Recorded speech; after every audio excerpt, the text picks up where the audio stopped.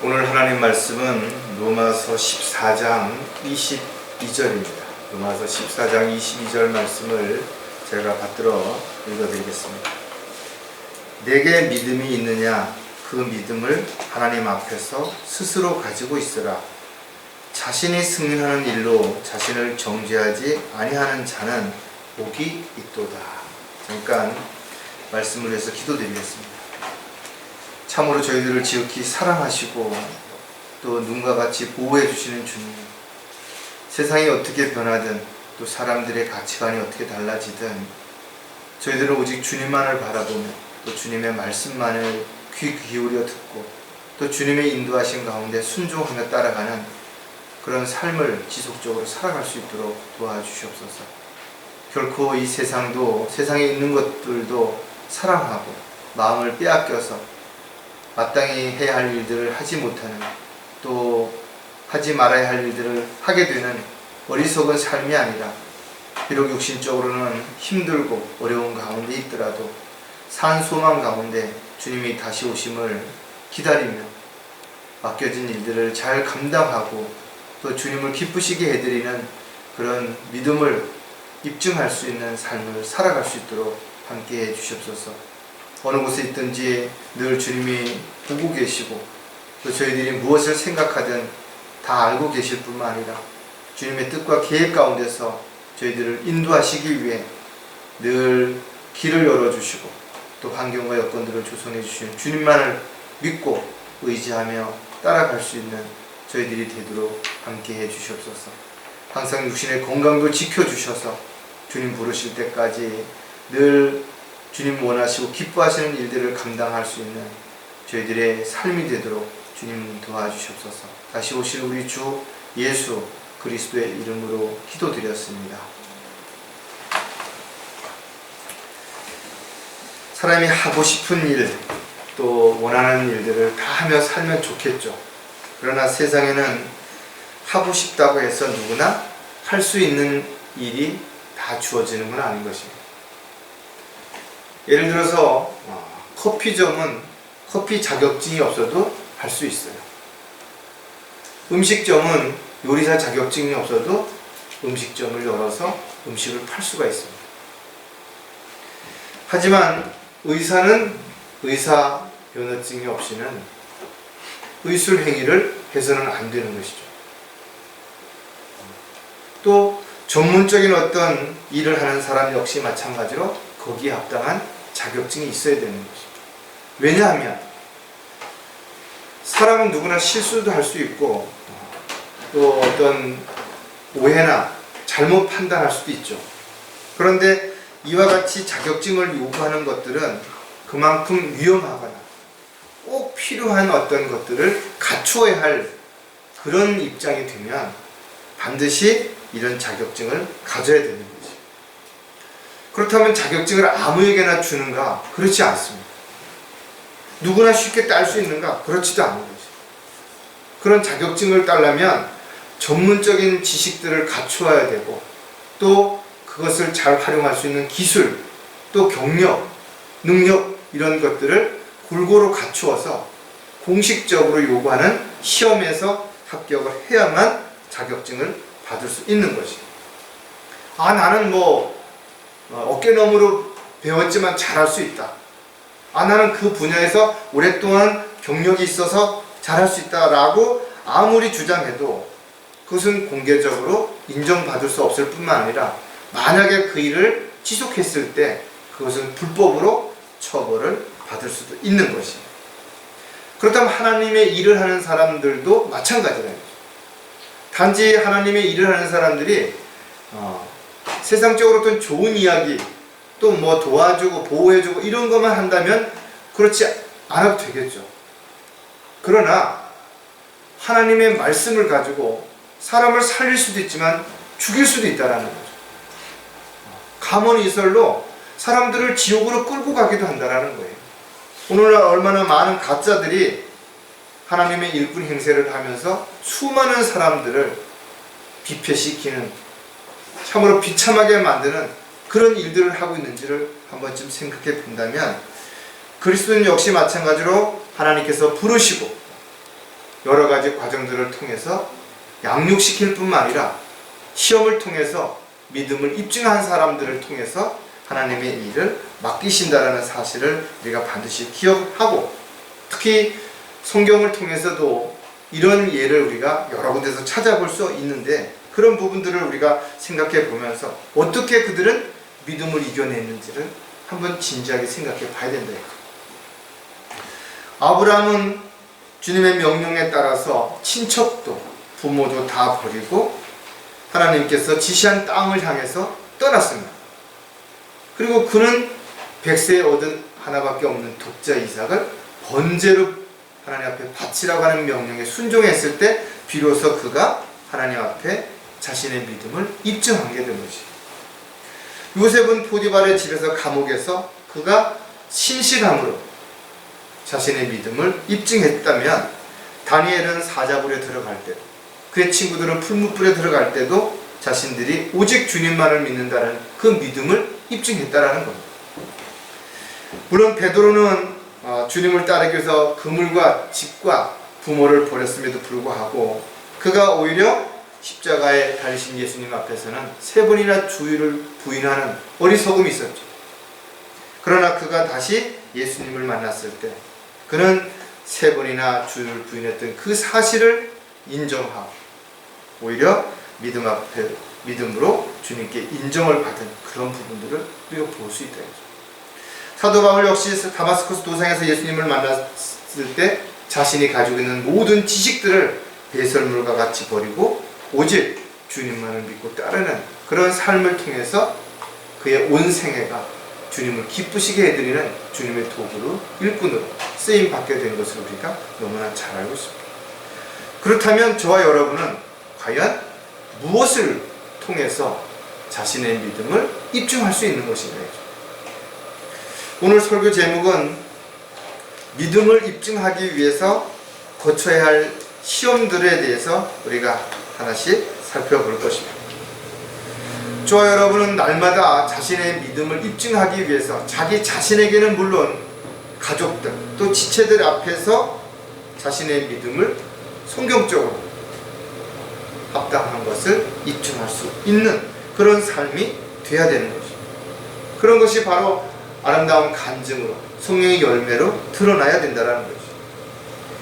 사도 바울이 고린도 교회에 편지하면서 너희가 믿음 안에 있는지 너희 자신을 시험하고 스스로 입증하라. 누가 뭐라고 하기 전에 스스로가 자기가 믿음 안에 있는지를 입증해 보라는 거예요. 어떻게? 그것을 시험해 보라는 것입니다.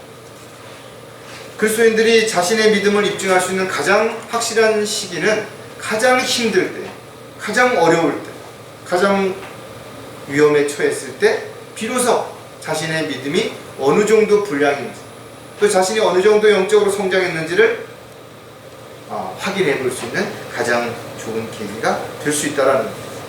지금 이 코로나로 인해서 많은 사람들이 이런저런 핑계를 대고 교회도 안 나가고 또 교회 다니는 사람들을 비난하고 있다. 그러나 시기가 어떻든 상황이 어떻든 그 마음을 보시는 하나님께서는 환경과 여건을 탓하지 않으신다. 우리가 할 수 있는 그 일에 최선을 다하는 삶을 살아갈 때 우리가 주님을 기쁘시게 해드릴 수 있는 그런 삶이 입증될 수 있는 것이, 무엇이 주를 기쁘시게 할 것인지를 입증하라. 저와 여러분이 하루의 삶 가운데 과연 어떤 일들이, 어떻게 하는 것들이 주님을 기쁘시게 해드리는 것인지를 입증하고 있는 삶을 살고 있다면 그것이야말로 그것이 아무리 작은 것이라도 가장 가치 있고 의미 있는 그런 삶이 될 수 있는 거죠. 시험에 대한 부분을 우리는 창세기에서 가장 먼저 보게 되는데 바로 뱀이 이브를 시험했다 이거죠. 근데 이브는 이 시험에서 실패한 거죠.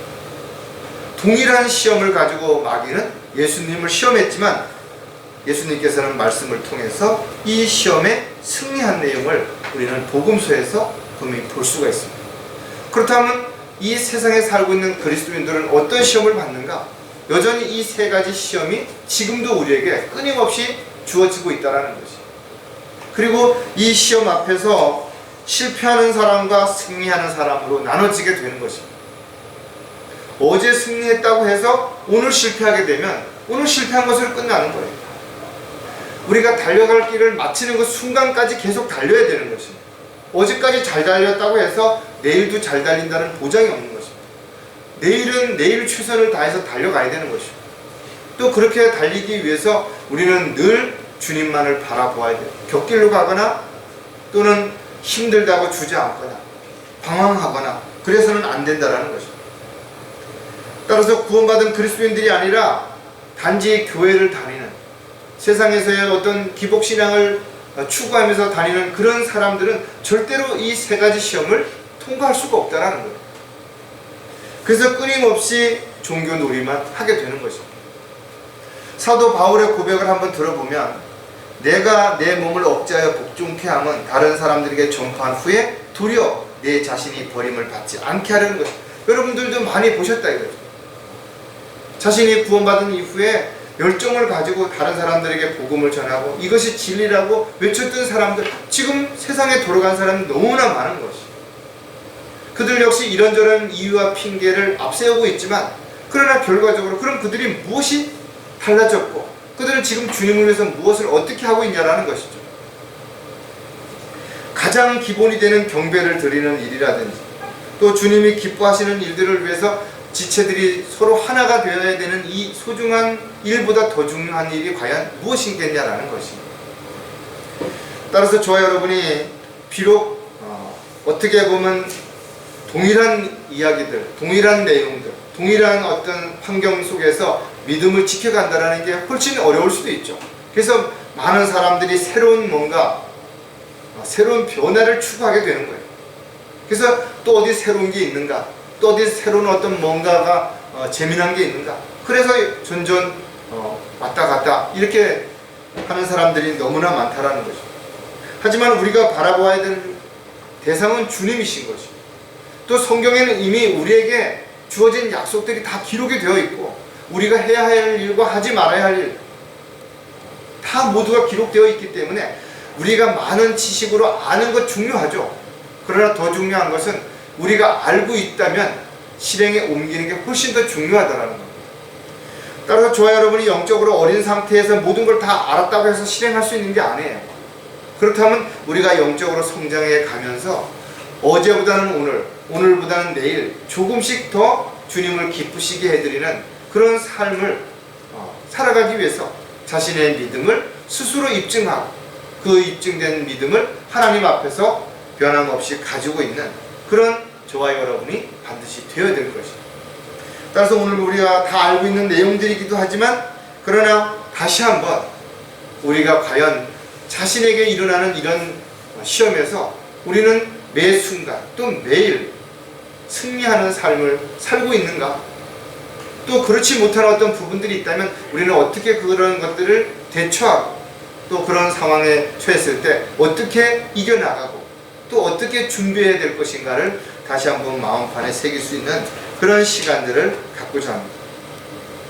믿음을 입증하기 위해 거쳐야 할 첫 번째 시험이 뭔가 하면 타락한 옛성품으로부터 오는 시험이라는 거죠. 한마디로 말하면 육신의 정욕으로부터 오는 시험을 우리는 반드시 이겨내야 된다는 겁니다. 구원받은 이후에도 여전히 우리는 옛성품을 가지고 살고 있기 때문에 육신의 정욕 앞에서 참으로 많은 사람들이 넘어지는 것입니다. 참으로 안타깝지만 우리에게는 과거에 지었던 그 죄들, 그 죄의 맛을 기억하고 있다는 것입니다. 따라서 우리의 타락한 육신은 환경과 여건들이 변화되고 달콤한 마귀의 그런 어떤 말에 넘어가는 그런 일들이 있을 수 있기 때문에 정신을 차리고 깨어 있어야 되는 것입니다.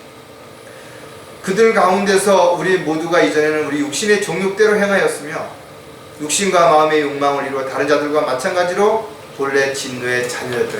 그렇게 살아왔다죠. 어떤 사람은 10년, 어떤 사람은 20년, 어떤 사람은 3, 40년을 그렇게 살아왔기 때문에 그 과거에 달콤했던 육신의 유혹을 뿌리친다라는 것은 결코 쉽지 않은 것입니다. 따라서 사도 바울은 끊임없이 우리에게 육신의 정욕을 십자가에 못 박아야 된다라고 가르쳐주고 있다. 왜? 우리의 육신은 성령을 거슬려서 끊임없이 반목하고 있기 때문에 그런 것입니다. 사도 바울은 우리에게 또 이렇게 권면하죠. 너희는 죄가 너희 죽을 몸 안에서 군림하지 못하게 하여 몸의 정욕 가운데 죄에게 순종하지 말라라는 것입니다. 죄는 죽은 것으로 여겨야 되는 것입니다. 그러나 그 죄에 끌려가서 죄의 종이 되고 육신의 정욕을 따라 살아가는 어리석은 삶이 된다는 것입니다. 그렇다면 육신의 정욕을 피하기 위해서 우리는 어떻게 해야 되는가? 성경은 세 가지를 가르쳐 주는데, 한 가지는 오직 주 예수 그리스도를 옷 입고 정욕을 채우기 위하여 육신을 위해 계획하지 말라라는 것입니다. 그리고 또 한 가지가 뭔가 하면 성령 안에서 행하라. 그리하면 너희가 육신의 정욕을 이루지 아니라는 거죠. 그리고 마지막으로 또 한 가지는 안타깝게도 수많은 사람들이 믿음의 대에서 떨어져 나가는 이유가 뭔가 하면 교만해지는 것입니다. 그래서 끊임없이 그리스도인들은 자신을 낮추고 섬기는 삶을 살아가고자 할 때 육신의 정욕으로부터 우리가 그 유혹에서 이길 수 있는, 승리할 수 있는 결과를 가져오게 된다는 겁니다. 따라서 자신이 그리스도께 속한 사람이라고 믿는다면 육신의 정욕과 함께 십자가에서 매일 자기는 죽었다라고 고백할 수 있는 그런 삶이 되어야 죽은 자신이 아니라 바로 자신을 통해서 살아 역사하시는 주님이 아름다운 열매로 간증으로 드러날 수 있기 때문에 그렇다는 겁니다. 자, 그렇다면 타락한 옛성품으로 오는 시험에서 우리가 믿음을 입증하기 위해서도 또 우리가 몇 가지를 생각해 보면 스스로 자신을 신뢰하지 말라라는 거예요. 많은 사람들이 나는 내가 뭘 할 수 있고 뭘 했고 뭘 할 것이다 라고 말하고 있다라는 것이죠. 그래서 결과적으로 눈에 보이는 것들을 신뢰하게 되고 나보다 더 잘난 사람, 능력 있는 사람, 힘 있는 사람들을 의지하고 그들을 따르게 되는 것입니다. 모든 종교의 시작은 바로 죽음으로부터 두려움으로 인해서 거기서 벗어나기 위해서 시작이 된 것입니다. 그러나 실질적으로 그 죽음에 대한 문제를 해결할 수 있는 종교가 없다라는 것입니다. 그래서 그들은 나름대로 이런저런 진리가 아닌 가짜 진리를 만들어서 사람을 현혹하고 있고 사람들을 속이고 있는 것입니다. 그러다 보니 말 못하는 자연이라든지 짐승이라든지 이런 걸 숭배하기도 하고 사람이 깎아놓은 그런 어떤 형상들을 숭배하기도 하는 것입니다. 또 특별한 어떤 능력이 있다라고 자신만이 특별하다라고 이야기하는 그런 사람들을 신처럼 모시고 교주로 이렇게 살아가는 사람들도 너무나 많이 있죠. 그러나 자신을 신뢰하는 사람은 결국은 어렵고 힘든 상황에서 아무것도 할 수 없다는 걸 알게 될 것이고 또 자신이 신뢰했던 어떤 사람도 여전히 큰 문제 앞에서는 아무것도 할 수 없는 그런 존재인 것을 알 수 있게 되는 것이죠. 참으로 안타깝게도 많은 사람들이 죽음 앞에서 자신의 믿음을 부인한다. 왜 그런 것인가요? 그들이 감정이나 기분이나 느낌에 따라서 종교 생활을 했기 때문에 성경에 대한 확실한 하나님의 약속을 믿지 못하는 것이죠. 또 그런 것을 알 수도 없기 때문에 그렇다는 거죠. 고린도후서 1장 9절에 보면 우리는 우리 자신 속에 사형 선고를 받았으니 이는 우리로 우리 자신을 신뢰하지 아니하고 죽은 자들을 살리시는 하나님만을 신뢰하게 하려 합니다. 언제 우리가 전적으로 하나님만을 신뢰할 수 있는 것인가? 나는 아무것도 할 수 없는, 즉 죽음 앞에 직면했을 때 비로소 전적으로 하나님만을 신뢰한다는 거예요. 그래서 많은 사람들이 정말 어떤 아픈 상황 또 어떤 사고로 인해서 힘든 그 상황에서도 계속해서 인간적인 뭔가를 의지하다가 안 되니까 마지막에 가서 하나님 앞에 살려달라고 한다. 그러나 그리스도인들은 어떤 상황에서도 가장 먼저 주님 앞에 무릎을 꿇어야 될 것이고 주님이 주시는 지혜와 능력과 환경의 여건들 속에서 지혜롭게 모든 것들을 하나씩 해결해 가야 되는 것입니다. 아무리 훌륭하고 능력 있는 사람이라 하더라도 결코 신뢰의 대상이 못 되는 것이죠. 그래서 오늘날 자신들이 무슨 특별하게 메시아라든지 그리스도라든지 말도 안 되는 그런 이야기를 하면서도 거기에 수많은 사람들이 그를 믿고 따르는 이유가 뭐냐? 영적으로 무지하기 때문에 그런 것이죠. 인간의 욕심 때문에 그렇게 된 것입니다. 미카 선지자는 너희는 친구를 믿지 말며 안내자를 신뢰하지 말라. 내 품에 누워있는 그녀로부터 내 입의 문을 지키라. 우리가 신뢰할 대상은, 전적으로 신뢰해야 대상은 하나님밖에 없다는 거예요. 그리고 하나님 안에서 우리는 형제, 자매, 가족들 사랑하는 것이요, 신뢰하는 것이에요. 그 안에서. 솔로몬은 고난의 때 신뢰하지 못한 사람을 신뢰하는 것이야말로 마치 부러진 이와 탈골된 발과 같다라는 거예요. 그렇다면 결론은 너무나 간단한 것입니다. 타락한 옛성품으로부터 이기기 위해서 첫 번째 통과해야 할 관문이 뭔가 하면 자기 자신을 신뢰하는 이 어리석음을 버려야 되는 것입니다. 타락한 옛성품으로부터 오는 시험에서 믿음을 입증하기 위해서는 육신의 만족을 위한 욕심을 버리라는 거예요. 인간의 욕심은 끝이 없어요. 인간의 어떤 육신적인 만족은요, 끝이 없다라는 겁니다. 좀 더 편해지면 더 편해지고 싶고, 좀 더 맛있는 걸 한번 먹으면 더 맛있는 걸 먹고 싶고, 그래서 사람들은 더 좋은 집, 더 좋은 차, 더 좋은 옷, 끊임없이 뭔가를 추구하며 살려고 하다 보니까 늘 가지지 못한 것에 대한 불평, 이런 것들이 앞서게 되는 것이죠. 여러분 한번 생각해 보시라고. 얼마만큼 돈이 있으면 행복할 거거든요, 이거죠. 얼마만큼 넓은 집에 살면 만족할 거거든요, 이거죠. 얼마나 비싼 차를 타면 여러분 좋아할 거거든요, 이거죠. 물론 순간순간 기쁘고 즐거울 수도 있겠죠. 그러나 그것이 얼마나 지속되냐 이거죠. 또 새로운 것, 또 새로운 어떤 것에 관심을 갖게 되고 눈이 돌아가게 된다면 결국은 만족하지 못하는 거죠. 타락한 성품을 가지고 있는 한 쾌락을 좋아하고 게으르고 악하기 때문에 그 욕심은 끝이 없이 불일듯이 일어난다는 거죠. 그래서 육신의 만족을 추구하고자 하는 사람들은 결코 만족하지 못하는 것이죠. 전도서 1장 8절에 보면 가장 지혜로웠던 솔로몬이 이렇게 우리에게 가르쳐주죠. 만물은 수고로 가득 찼으나 사람이 그것을 표현할 수 없으니 눈은 보는 것으로 만족하지 못하며 귀는 듣는 것으로 채워지지 않는다. 아무리 좋은 걸 가져도 그 만족하지 못하는 거예요. 사도 바울은 정말 힘들고 어려운 그런 삶을 오직 주님만을 위해서 살았죠. 온 생애를 복음을 전파하고 진리를 증거하는 삶을 살았던 것이죠. 그리고 그가 그런 과정들을 거친 후에 내린 결론이 뭐냐 이거죠. 오랜 사역을 통해서 그는 스스로 만족하는 법을 배웠다라고 고백하고 있다 이거죠. 그는 비천에 처해 본 적도 있고 풍부함에 처해 본 적도 있었다라는 거죠. 그래서 배부름과 배고픔, 풍부함과 궁핍함을 모두 겪고 나서 비로소 별거 아니라는 걸 아는 것이죠.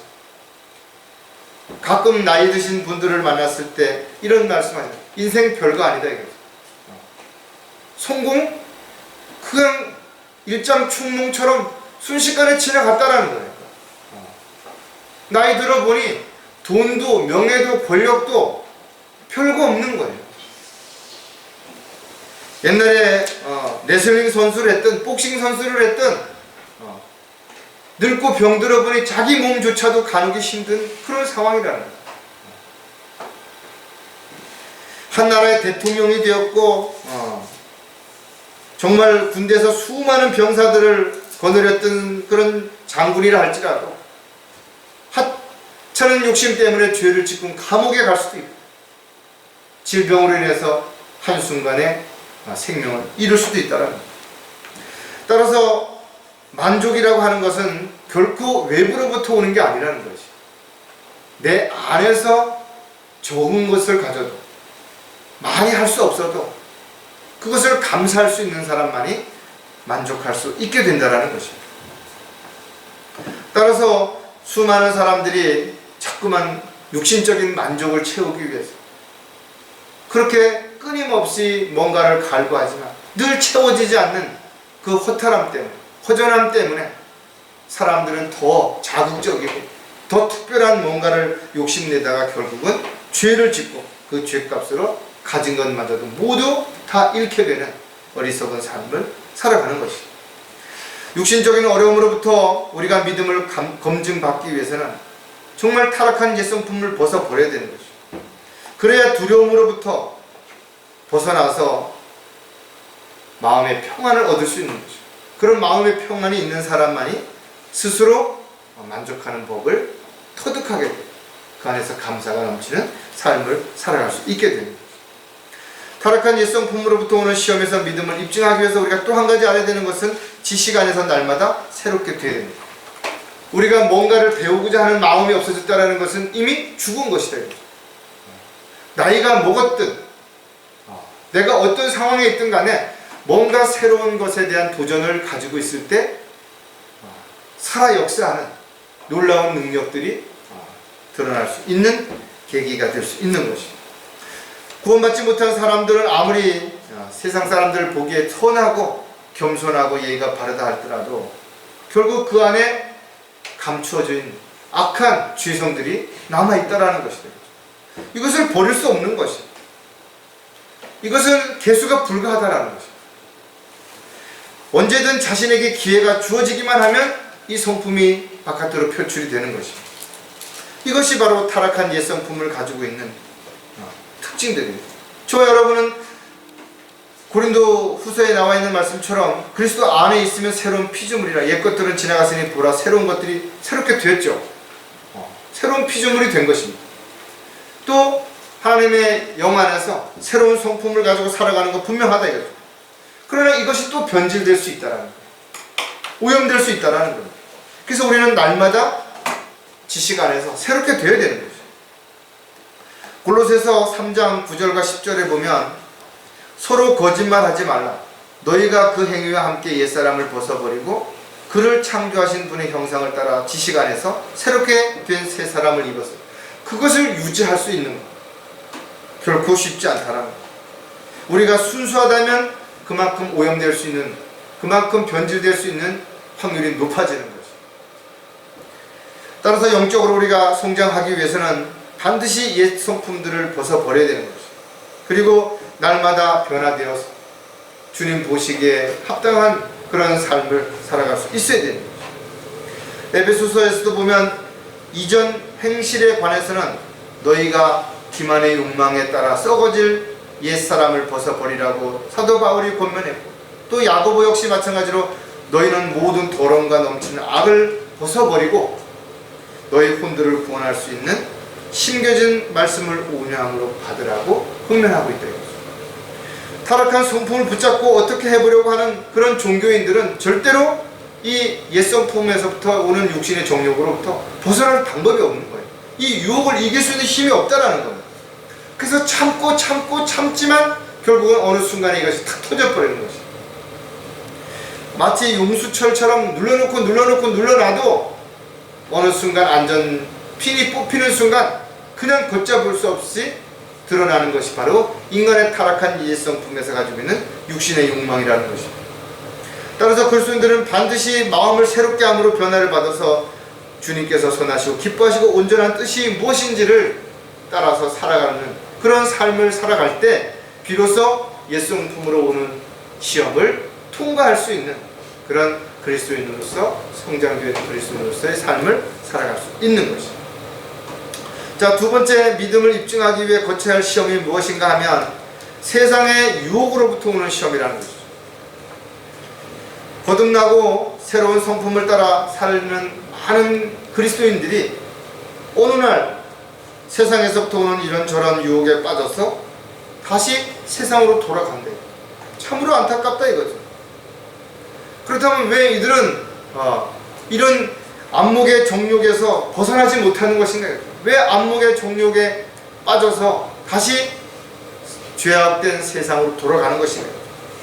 눈으로 보는 것에 마음을 빼앗기기 때문에 그런 것입니다. 인간적인 욕심들이 앞서기 때문에 결국은 자신에게 주어진 삶에 불평함, 원망함, 남을 탓하다가 결국은 다시 이스라엘 백성들이 이집트로 돌아가기를 원했던 것처럼 세상으로 돌아가 버린 거죠. 저 여러분이 이 세상에 속한 사람은 아니지만 분명히 이 세상에 살고 있다 이거죠. 이 세상에서 살기 위해서는 필요한 것들이 많이 있는 것이에요. 의식주를 해결해야 되고 자녀들 교육을 시켜야 되고 또 먹고 살아야 되고 그러다 보니까 물질적으로도 시간적으로도 여러 가지 필요한 것들이 많이 있는 것이에요. 근데 하나님께서 분명 우리의 필요를 공급해 주신다고 약속했음에도 불구하고 그것으로 만족하지 못하면 여전히 더 좋은 것, 더 특별한 것, 더 새로운 것에 마음을 줄 수밖에 없죠. 여기서부터 불평, 불만이 시작이 되는 것입니다. 아, 왜 나는 다른 사람들처럼 그렇게 살지 못하는가 이거죠. 요 강릉에만 해도 얼마나 새로운 아파트들이 크고 좋은 아파트들이 끊임없이 들어서는데 왜 나는 집이 없는가 이거죠. 정말 많은 사람들이 새로 나온 차들을 탁탁 사서 쓰는데 도대체 어떻게 얼마나 벌기에 저렇게 쓰는가. 이런 것에 마음을 빼앗기기 시작하면 조금씩 불평, 불만이 나오게 되고 나도 저렇게 살아봐야 되겠다. 짧은 인생에. 이래서 세상으로 수없이 많은 사람들이 돌아가고 있다라는 것. 성경은 욕심으로 가득 찬 사람에게는 절대로 진리가 뿌리를 내리지 못한다라는 것. 마가복음에 보면 그들 안에 뿌리가 없으므로 잠시 동안만 견디다가 후에 그 말씀으로 인하여 고난이나 박해가 오면 곧 실족하는 자들. 뿌리를 내리지 못한, 깊이 뿌리를 내리지 못한 사람들은 어려움이 오면 뿌리채 뽑혀버리는 것입니다. 어느 날 세상으로 돌아가 버리는 것이죠. 세상의 유혹에 빠져서 아무리 돌이키라고 해도 돌아오지 않는 것이죠. 세상은 절대로 우리를 사랑하지 않습니다. 오히려 미워하죠. 우리가 주님의 뜻대로 경건하게 살고자 하면 점점 더 우리에게는 박해와 어려움이 가중될 수밖에 없다라는 거예요. 더 궁핍해질 수도 있고 더 곤란에 빠질 수도 있다는 거예요.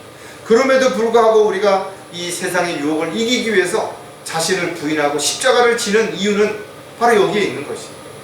하나님의 약속을 우리가 믿기 때문에 그렇다라는 거예요. 안타깝게도 마지막 때에는 더 많은 사람들이 진리를 떠날 것이라 했죠. 배교할 것이라는 것이죠. 하나님의 영이 아니라 거짓 영들을 따라서, 마귀의 교리를 따라서 수많은 사람들이 믿음을 파손하게 된다는 거죠. 안타깝다 이거죠. 그들은 하나님의 약속에 따라 영원히 주어질 것들을 바라보기보다는 눈앞에 보이는 작은 것들의 마음을 빼앗겨서 결국은 그렇게 살아가는 것이죠. 하지만 우리는 사도 바울의 권면의 말씀을 기억하고 있다. 너희가 바라는 것이 이생뿐이라면 너희야말로 가장 비참한 사람이죠. 저와 여러분이 이 세상에서 잘 먹고 잘 사는데 마음을 두고 있다면 가장 비참한 사람이라는 거예요. 왜 남들처럼 우리가 안 사냐 이거죠. 얼마든지 남들처럼 살아갈 수도 있는 부분들이 능력도 실력도 힘도 있는데도 왜 그렇게 안 사는 것인가 이거죠. 손해를 보고 어려움을 당하는 걸 알면서도 그렇게 사는 이유는 주님께서 원하시는 삶이 어떤 것인지 알기 때문에 그런 것이죠. 또 주님 앞에 서는 날 이 세상에서 우리가 가졌던 모든 것들은 아무것도 인정받을 수 없다라는 걸 알기 때문에, 가져갈 수 없다라는 걸 알기 때문에 우리는 비록 세상 사람들이 어떻게 생각할지 모르지만 주님 앞에 서는 날 금이나 은이나 보석으로 남을 오직 믿음으로 하는 하나님이 기뻐하시는 일들에만 관심을 갖게 되기 때문에 우리는 이 세상의 유혹을 반드시 이기고 승리해야 되는 것입니다. 세상의 유혹으로부터 오는 시험에서 우리의 믿음을 입증하기 위해서도 우리가 또 몇 가지 생각해 보면 영적, 육신적으로 항상 건강해야 된다는 거예요. 그리스도인들이라고 해서 몸을 함부로 혹사시켜도 되냐? 그렇지 않습니다. 왜냐하면 인간의 몸이라고 하는 것은 정해진 것이에요. 많이 쓰면 고장이 날 수밖에 없어요. 관리 안 하면 문제가 생길 수밖에 없습니다. 또 시간이 흐르면 쇠퇴되는 건 너무나 당연한 것이다. 따라서 우리는 우리의 건강을 잘 관리하고 유지하는 것이 단지 오래 살기 위해서가 아니라는 것이죠. 하나님의 몸을 하나님이 기뻐하시는 도구로 헌신하기 위해서, 쓰임받기 위해서 우리는 늘 건강한 몸을 유지해야 되는 것이죠. 우리의 몸뿐만 아니라 우리의 혼도 건강해야죠. 정신적인 문제가 있는 사람들, 육신이 아무리 건강하다 오히려 그 육신적인 힘이 다른 사람들에게 피해를 주고 어려움을 가중시킬 수도 있잖아요. 영적으로도 마찬가지입니다. 영적인 문제가 생기고 영적인 어려움에 속한 사람들은 그 영적인 삶이 다른 사람을 비패시키는 거예요. 다른 사람을 혼란시키게 만든다. 이 시대에 수많은 어린아이들이 질병과 굶주림으로 인해서 성장해보기도 전에 죽는 것을 볼 때 너무나 안타깝죠. 또 아무리 어른이 되었다 하더라도, 아무리 많은 지식과 경험과 능력을 가지고 있다 하더라도 한순간에 사고라든지 천재지변으로 인해서 죽을 수도 있는 거죠. 따라서 우리는 우리의 건강이 단순하게 우리의 어떤 육신의 만족을 위해서가 아니라는 것이죠. 건강하지 못하면 의욕이 상실되고 자신감이 결여되고 또 주님이 원하실 때 우리 몸을 드릴 수 없기 때문에 우리가 건강한 몸, 건강한 영적인 삶을 우리가 반드시 살아야 되는 거죠.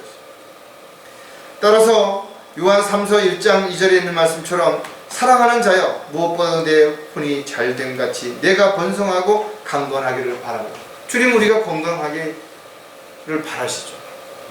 건강해야 건강한 삶을 통해서 주님을 기쁘시게 해드리는 삶을 훨씬 더 잘 살 수 있기 때문에 그런 거죠. 따라서 우리는 건강을 지키기 위해서는 때에 따라서는 적당한 쉼도 필요하죠. 또 규칙적인 운동하는 것도 필요하고 또 영양이 불균형으로 인해서 어려움 당하지 않도록 또 음식을 잘 섭취하는 것도 분명히 중요하다는 것입니다. 또 피곤이 누적되지 않도록 지나치게 자신의 몸을 혹사하지 않도록 시간이라든지 이런 것들을 관리하는 것도 반드시 필요하다. 영적으로도 마찬가지로 우리가 하나님의 말씀을 듣고 읽고 묵상하고 또 기도하고 경배를 드리고 찬양을 드리는 이 모든 것들이 균형과 조화를 잘 이루어서 건강한 삶을 살아갈 때 영적인 안목을 가지고 또 영적인 능력을 가지고 주님을 기쁘시게 해드리는 삶을 살아갈 수 있기 때문에 이렇게 영육간에 강건할 때 우리는 세상의 유혹으로부터 벗어날 수 있어요. 암 환자들이 왜 그 몇백만 원씩 되는 버섯들을 그렇게 사고 죽을 때 제대로 먹지도 못하고 그렇게 가는 것인가? 더 살고자 하는 그 마음 때문에 아무리 비싸도 그걸 사는 거예요. 그러나 그런 것들은 치료 효과가 없는 것이죠. 예방 효과는 있을 수 있지만 마찬가지로 우리가 영적으로도 건강해야 세상의 유혹을 뿌리칠 수 있는 거예요. 저와 여러분이 어떤 상태에 있든 간에 자신을 잘 돌아보는 것도 하나님의 일이라고 생각한다면 건강을 지키는 것도 우리가 절대로 소홀히 해서는 안 될 것입니다. 세상의 유혹으로부터 오는 시험에서 믿음을 입증하기 위해서는 참된 마음의 평안을 얻어야 된다고. 참으로 안타깝게도 많은 사람들이 물질적으로는 풍족한 삶을 살아가는데 마음은 아주 괴롭고 고통스러워하는 사람들이 있어요. 왜 그런 것인가 이거죠. 사람들에게 있어서 몸의 안식은 물론 혼도, 영도 충분한 편안한 안식이 필요한 것이. 많은 걸 가지고도 불안해하거나 평안이 없다면 그 사람들은 가지지 않은 것만 못할 수도 있어요. 잠언에도 보면 그렇죠. 풍족한 육선이 가득한 집에서 사는 것보다 다투지 않는 아내와 초가상간에 사는 게 훨씬 행복하다라는 거예요. 큰 기업을 가지고 있고 많은 사람들을 거느리고 있는 회장이고 사장이라 하더라도 기업이 잘 안 되고 문제가 많고 그럼 늘 쫓기듯 그렇게 힘들게 살잖아요. 얼마나 어렵게 사냐고요. 물질적인 어려움도 사람의 마음을 불안하게 하죠. 또 질병도 사람의 마음을 불안하게 만들고 또 사고라든지 또 우리가 알지 못하는 여러 가지 어떤 문제들 이런 것들이 사람들의 마음을 평안해서 벗어나게 만드는 것도 사실인 것입니다. 그래서 저와 여러분도 세상 사람들과 별거 없이 언제든 사고와 질병이라든지 문제들이 일어날 수 있는 것입니다. 그래서 우리가 주 안에 있어야지. 우리가 주님이 주시는 진정한 평안이 있어야만 우리가 이런 것들을 이겨나갈 수 있다는 거죠. 고린도후서 13장 11절에 보면 형제들아 마지막으로 말하노니 기뻐하라 온전하게 되라 위로를 받으라 한 마음을 품으라 평안히 지내라 그러면 사랑과 화평의 하나님께서 너희와 함께 계시리라. 저와 여러분이 어디서 위로를 받을 수 있냐 이거죠. 세상 사람들을 만나면 위로가 아니라 오히려 세상 사람들이 우리를 불쌍히 여기기도 하고 또 우리의 삶이 잘못된다라고 지적하고 비난하기도 하잖아요. 우리가 위로받을 수 있는 사람들은 바로 형제 자매들밖에 없는 거죠. 우리가 기뻐할 수 있는 일들은 세상 사람들이 원하는 것하고는 다르다 이거죠. 세상 사람들은 이 세상에서 많이 벌고 성공하고 이런 것을 기뻐할 수 있을지 모르지만 저와 여러분은 더더욱 주 안에서 주님의 뜻 가운데 살아가고 있는 것에 대한 감사와 기쁨이 오히려 더 훨씬 크다라는 거예요. 따라서 때로는 그리스도인들이 육신적으로 많이 어려울 수 있죠. 특히 지금 코로나로 인해서 더더욱 세상 사람들도 어렵지만 그리스도인들은 더 많이 어려울 수 있다 이거죠. 또 더 많은 문제들이 발생할 수 있다 이거죠. 그러나 모든 삶의 문제가 마음에서부터 나온다라는 사실들을 기억한다면 외부로부터 오는 문제들보다 더 큰 문제는 내가 그것을 받아들이고 인정하려고 하는 마음이 없기 때문에, 그런 믿음이 없기 때문에 더 많이 힘들 수 있다는 것이죠.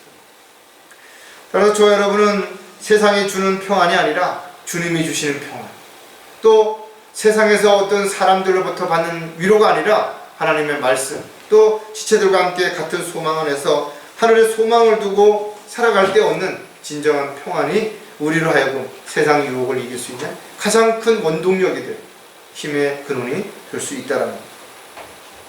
세상의 유혹으로부터 오는 시험에서 믿음을 입증하려면 영원한 것들에 산 소망을 두고 살아야 한다는 거죠. 사람들마다 뭔가 이 세상에서 바라는 것들이 있죠.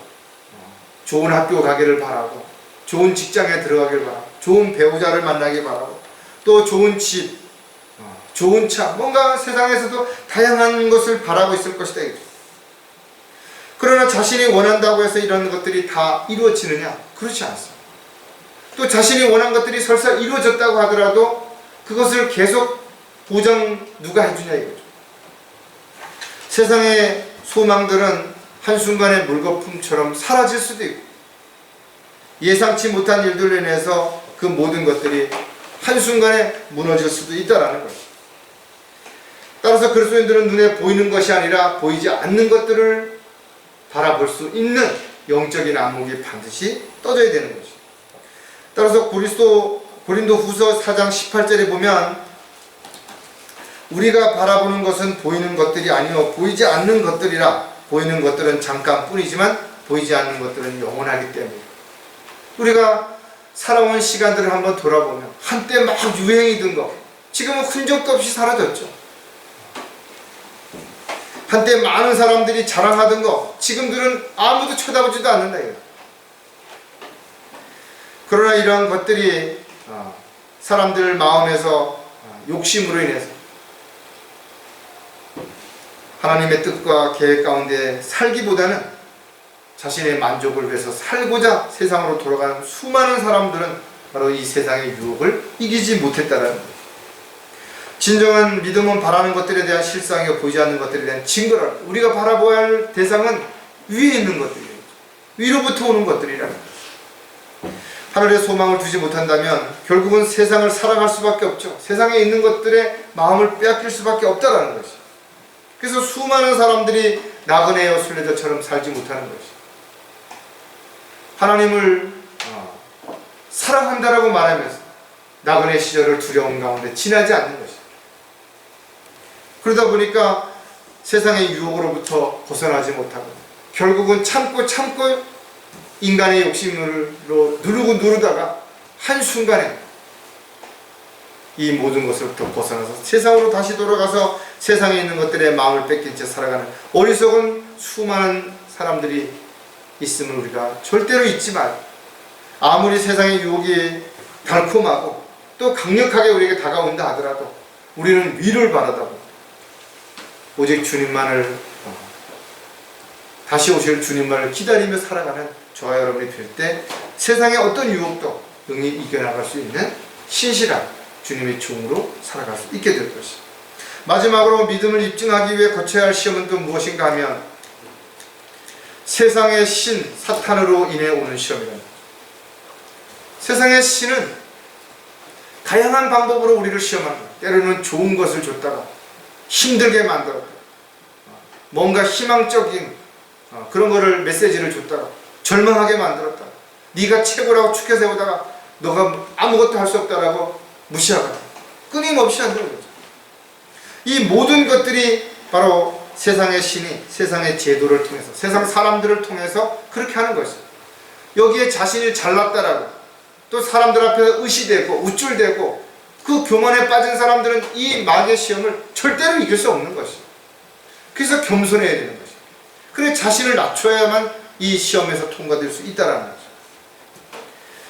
우리는 생활 속에서 오는 세상의 유혹도 이겨내고 또 타락한 옛성품으로 오는 것들도 잘 이겨낼 수 있는 믿음으로 성장했다 하더라도 절대로 방심해서는 안 되는 것이 이 사탄이 주는 시험은 너무나 간교하고 이 술책이야말로 너무나 교묘하기 때문에 속을 수 있는 것이, 정신을 차리지 않으면 얼마든지 속을 수 있다라는 거예요.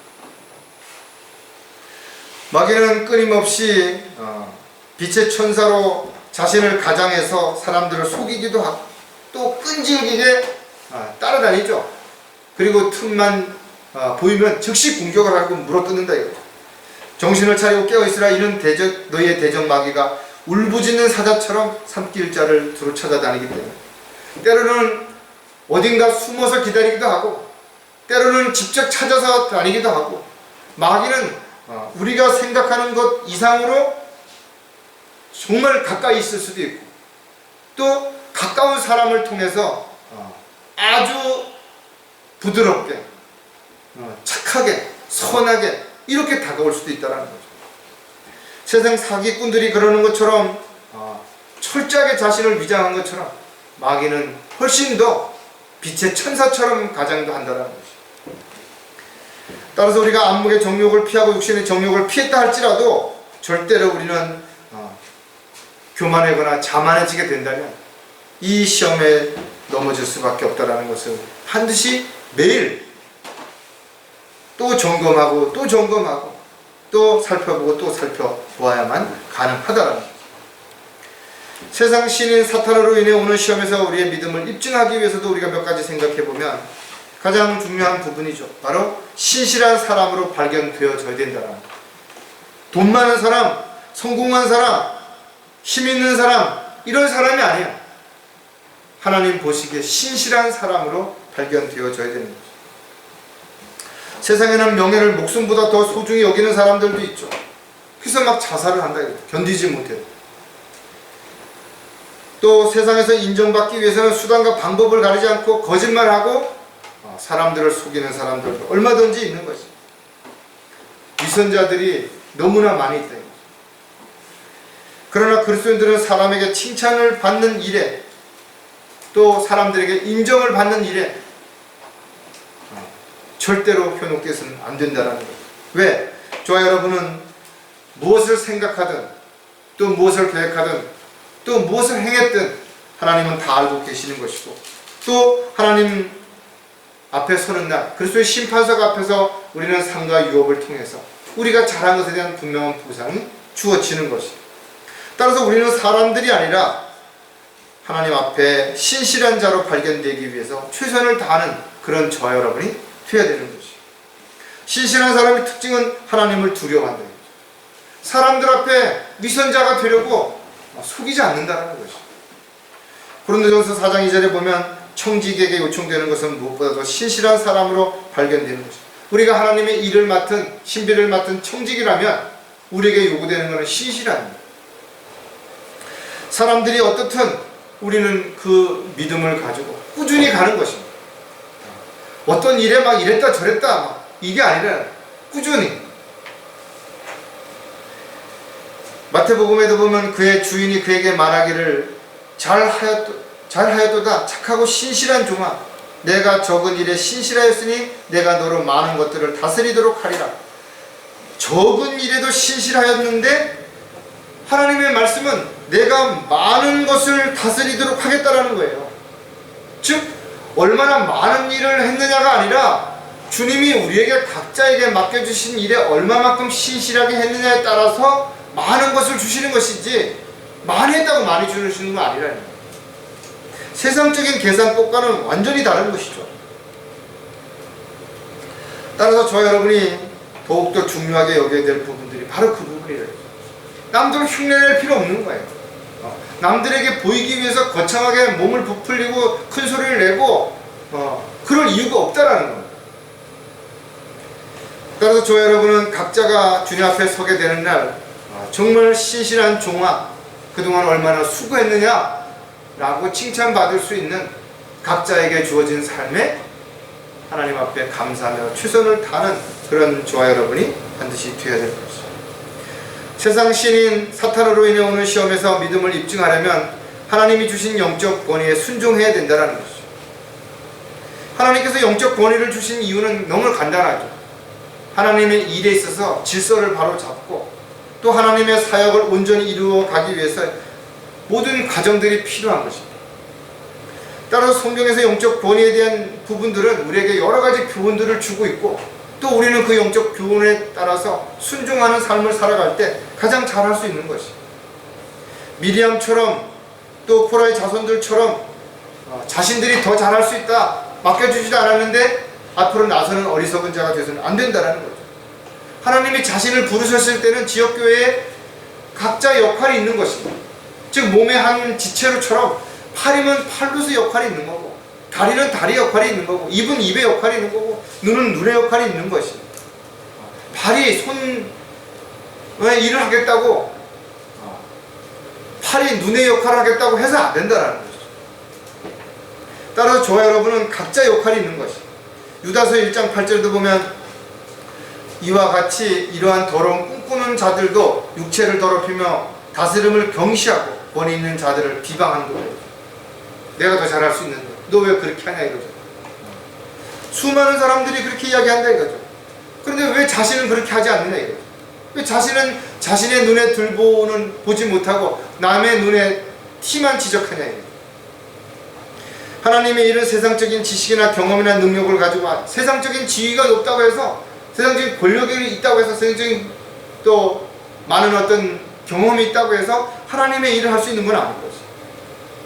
하나님의 사역은 때로는 눈에 보이는 세상적인 어떤 것과는 전혀 다를 수도 있다는 거죠. 시기와 방법도 다를 수 있다는 거죠. 그래서 주님 앞에 무릎을 꿇고 주님이 인도하신 대로 순종하는 사람이 아니라면 결국은 자기 뜻, 자기 계획을 앞세울 수밖에 없는 거예요. 그래서 힘든 것, 더 어려운 것이.